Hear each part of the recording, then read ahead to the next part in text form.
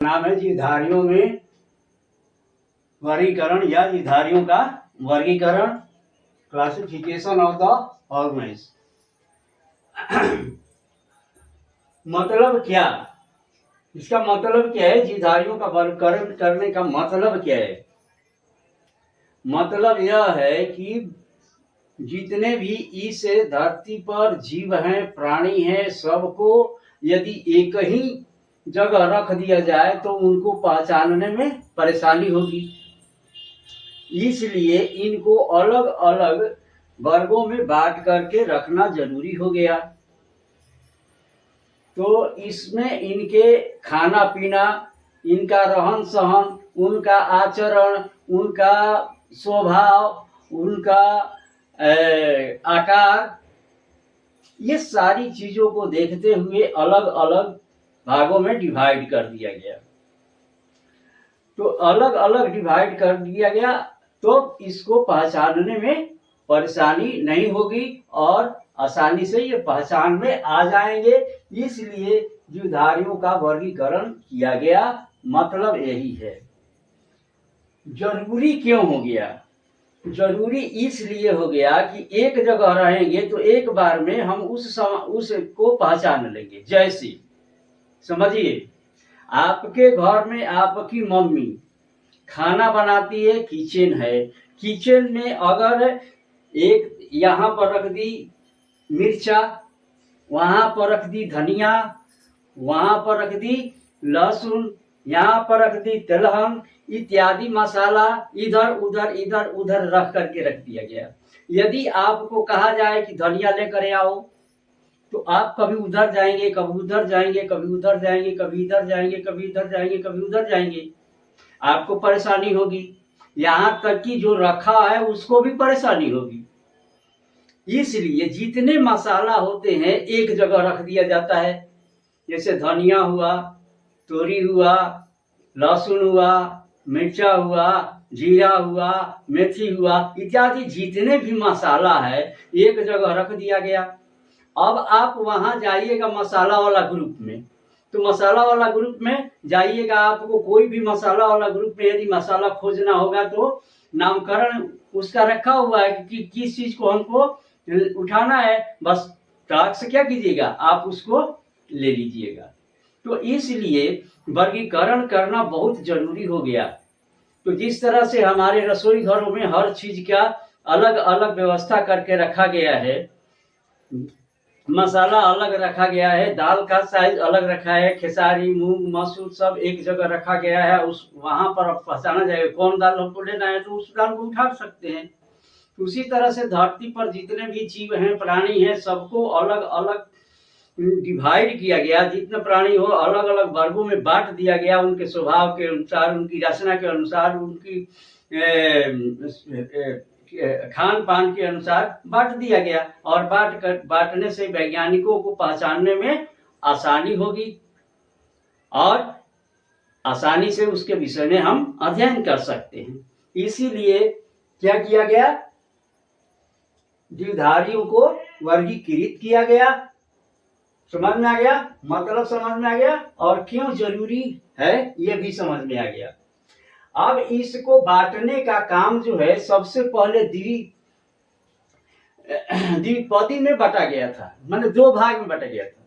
लेकिन विक्टर नाम का एक वैज्ञानिक हुए, इन्होंने 1969 ईस्वी में एक निकाला नियम, जिसको हम लोग कहते हैं पांच जगत वर्ग या 5 किंगडम क्लासिफिकेशन।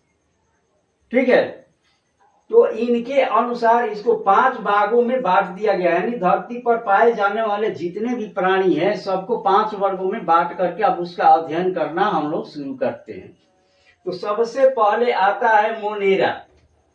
मोनेरा जिसमें बैक्टीरिया होता है, साइनोबैक्टीरिया होता है।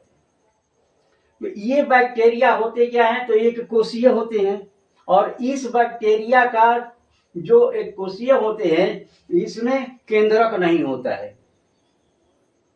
समझ में आ गया?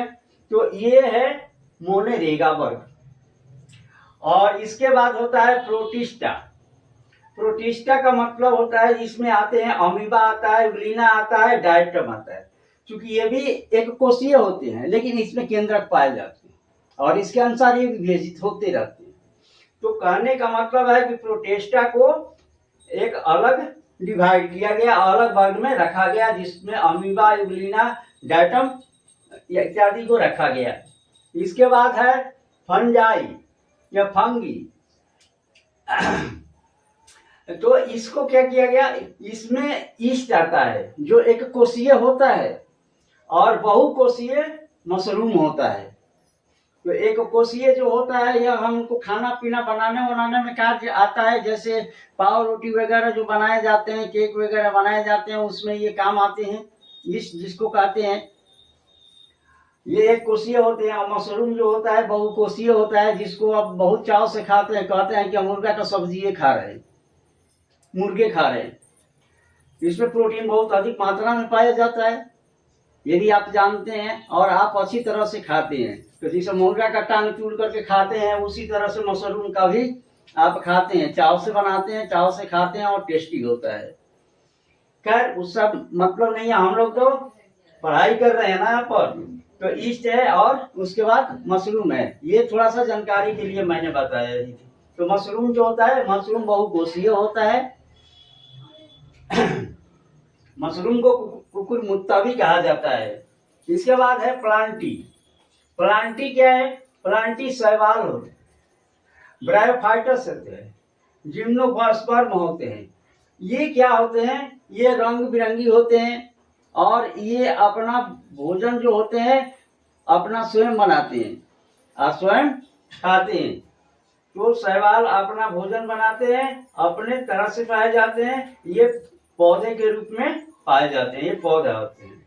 इसके बाद आता है एनिमेलिया, यानी जितने मतलब पौधे आते हैं सब प्लांटिनी में आ जाते हैं। ये अपने भोजन अपना स्वयं बनाते हैं, जो बताया जाएगा कि जब हम पढ़ाएंगे प्लांट के बारे में तब उसमें बताएंगे क्या होता है।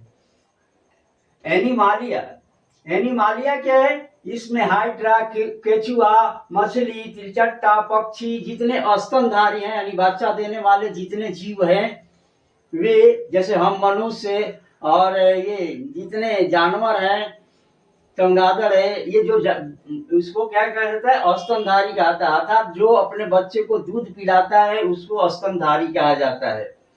सरीसृप, सरीसृप मतलब आप जानते ही हैं, जो रेंग कर चलता है उसको सरीसृप कहा जाता है। तो सरीसृप में आने वाले जितने, इस तरह से जितने अब तिलचाटा वगैरह जितना है पक्षी है, ये सभी जो है किसमें आते हैं, एनिमेलिया में आते हैं। तो इस तरह से क्या किया गया है, इसको 5 भागों में विभक्त किया गया है। 5 भागों में विभक्त करके इसका अध्ययन किया जाता है। यहाँ पर मैंने कुछ मुख्य जीवों के वैज्ञानिक नाम लिखे हैं जो हम लोगों के लिए बहुत ही इम्पोर्टेंट रहता है और यह परीक्षा में पूछता भी है। इसलिए आप क्या करिएगा, इसका स्क्रीनशॉट ले लीजिए और स्क्रीनशॉट ले करके इसको नोट्स तैयार कर लीजिए, नोट्स तैयार करके इसको याद कीजिए, तो बहुत ही अच्छा रहेगा। इसमें अंक 1 नंबर का क्वेश्चन पूछता है कि गाय का वैज्ञानिक नाम क्या है, कभी पूछ देता है आम का वैज्ञानिक नाम क्या है। तो ये मुख्य रूप से इतने जो है बहुत ही इम्पोर्टेंट है जिसको हमने लिखा है।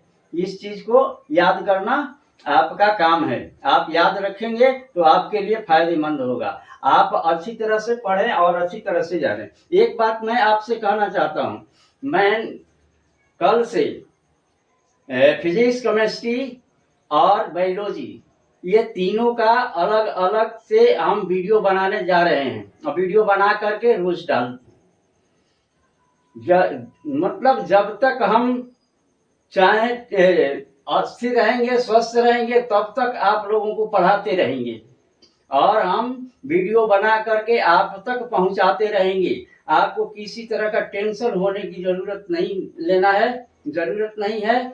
आप निश्चिंत होकर के पढ़ें और हमारे वीडियो को जरूर देखें और दूसरों को भी देखने के लिए कहिए।